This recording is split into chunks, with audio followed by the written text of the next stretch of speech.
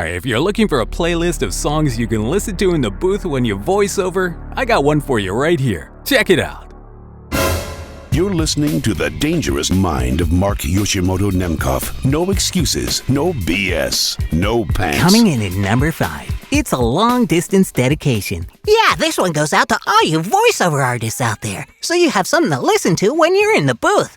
Well, I'm not really sure this is the right thing for everybody, but if you're a voiceover artist and you're looking for something to listen to when you do your voiceovers, you can listen to this, the Voiceover Vibe playlist.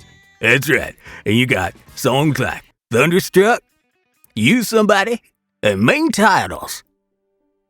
And then you've got something called Headrush. And Headrush is perfect for commercials, just like right now.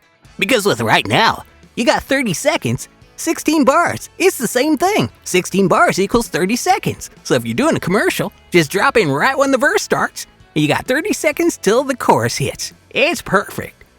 And that way, you can do it with music. The Microphone Assassin VO Vibe Songs for the Booth playlist. Available now on iTunes. Link in show notes. Until next time, this is Mark Yoshimoto Nemkov, fading to black.